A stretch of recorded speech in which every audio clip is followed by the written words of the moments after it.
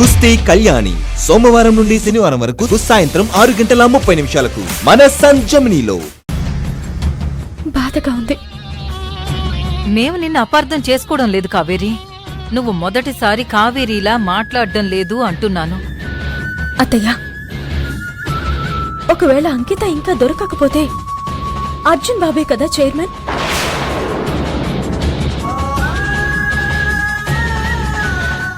నిజానికి అంకిత చైర్మన్ అయినా అర్జున్ బాబు చైర్మన్ అయినా నాకు ఇబ్బందేం లేదు. కానీ అంకిత చుట్టూ ఉన్నవాళ్లు ఈ ఇంటికి పట్టిన దుష్టగ్రహాలు. వాళ్ళ వల్ల ఈ ఇంట్లో చీలికలు రాకూడదు, మళ్ళీ మనం బాధపడకూడదు. అందుకే నేను ఈ నిర్ణయం తీసుకున్నాను. కావేరి, వాళ్ళు చెడ్డవాళ్ళు అనడానికి మన దగ్గర ప్రూఫ్స్ లేవు కదా, ఎలా నమ్మేది? నేను చెప్పేది అదే. వాళ్ళు చెడ్డవాళ్ళని చెప్పినా మీరు నమ్మరు. అంకిత అస్సలు నమ్మదు. సరోజ వాళ్ళు చెప్పారని 10 లక్షలకు గుడ్డిగా సంతకం చేసిన అమ్మాయి రేపు కోట్లు వదులుకోదని ఎలా నమ్మాలి? తనకు అనుభవం లేనందువల్లే పొరపాటున సంతకాలు పెట్టింది. అప్పుడు తనకి అనుభవం వచ్చేదాకా ఆగుదాం. అత్తయ్య, నేను మాట్లాడేది చైర్మన్ పదవి గురించి కాదు. ఆ కంపెనీ మీద ఆధారపడ్డ వందలాది కుటుంబాల గురించి. గొర్రెల మందకు సింహం రాజు కావచ్చు, కానీ సింహాల గుంపుకు గొర్రె రాజు కాదు, కాకూడదు. మీరేమన్నా ఆ స్థానానికి అర్జున్ బాబే అర్హుడు.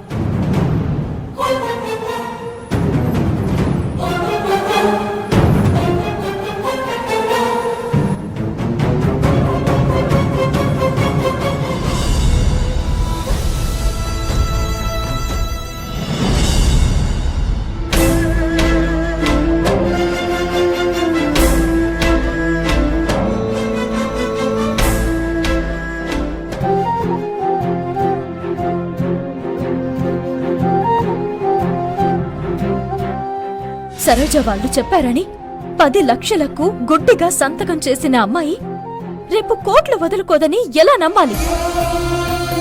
వదినా, నువ్వు నిన్న మాట్లాడిన మాటలు నేను విన్నాను. నువ్విందాక మాట్లాడిన మాటలు నేను విన్నాను. నాకు అనుభవం లేదు కాబట్టే 10 లక్షలకి ఎంక్వైరీ చేయకుండా సైన్ చేశాను. నేను చైర్మన్ అయితే ఇంతకంటే పెద్ద స్కామ్ ఏదైనా జరిగితే కార్మికులు అన్యాయమైపోతారు. అమ్మ, అన్నయ్య నా కోసం 20 ఏళ్ళు ఎదురు చూశారు. నా వల్ల వాళ్ళకి సంతోషం కలగాలి, కానీ మనస్తాపం కలగకూడదు.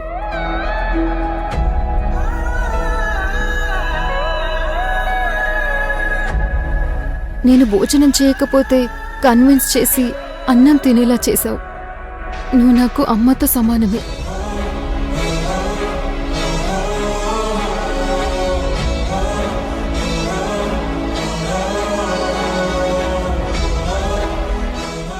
నువ్వు మా ఇంటికి వారసునిస్తున్నావు. నీ ఆనందాన్ని మేం కూడా నిలబెట్టాలి కదా.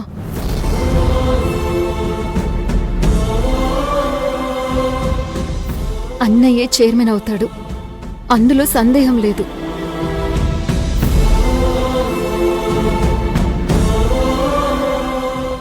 అమ్మా అంకిత, మీ వదిన మనందరి మంచి కోసమే మాట్లాడుతుంది. చైర్మన్గా నువ్వే ఉండు. అన్నయ్య, నేనీ మాట కోపంతో చెప్పడం లేదు. వదిన మాటల్లో నిజాన్ని గ్రహించే చెప్తున్నాను. చైర్మన్ అవ్వడానికి నువ్వే సమర్థుడివన్నయ్యా.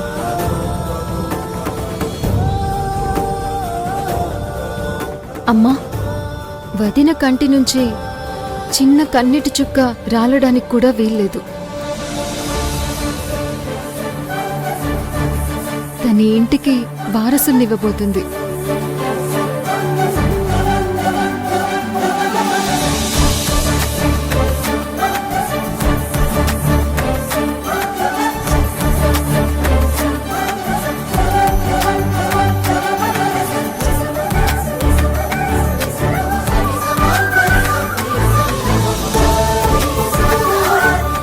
చిన్నదానివైనా పెద్ద మనసుతో అర్థం చేసుకున్నావు.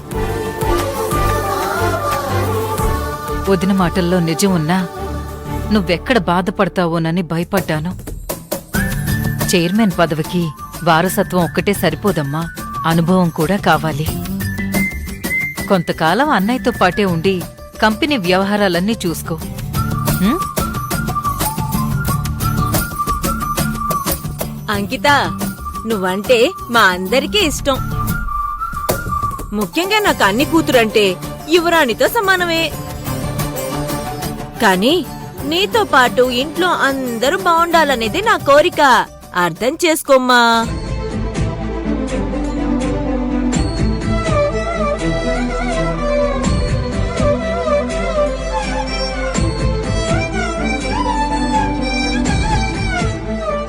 వదినా, ఇప్పుడు హ్యాపీనా?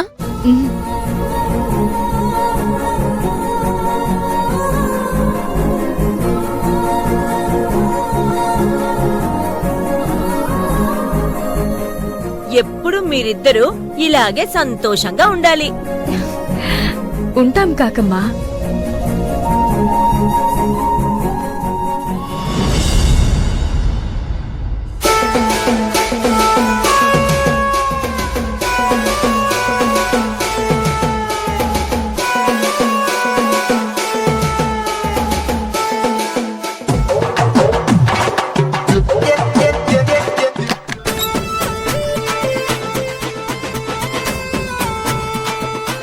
సారీ అండి, నా రూమ్ అనుకుని ఎవరి రూమ్లోకి వచ్చేసినట్టున్నాను.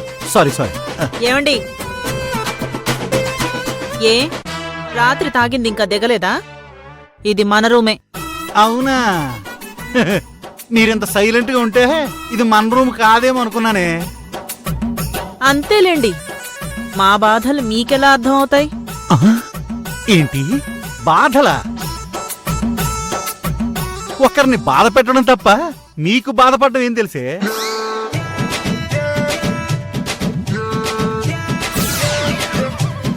ఇదేంటిది? కుంభకర్ణుడు చెల్లెలా పడుకుందే. ఏ రూపా! అరే, ఎందుకండి దాన్ని లేపుతారు? పాపమది తెల్లార్లు మేల్కొనే ఉంది, ఇప్పుడే పడుకుంది. ఏంటి తెల్లారులు మేల్కొనుందా? దానికేం బాధలున్నాయని? ఏదోలేండి, పిండి కొద్దీ రొట్టె. కాదే, పెట్ట కొద్ది రెట్ట, తట్ట కొద్ది పేడ. ఈ సామెతలు మాకు తెలుసు. ఇంట్లో డబ్బు కొట్టేద్దాం అనుకున్నారు, ఆస్తి కొట్టేయాలని కళ్ళగన్నారు. అది కుదరకపోయేసరికి తిండి నిద్ర మానేసి ఇలా దేభ్య మొహాలేసుకుని కూర్చున్నారు.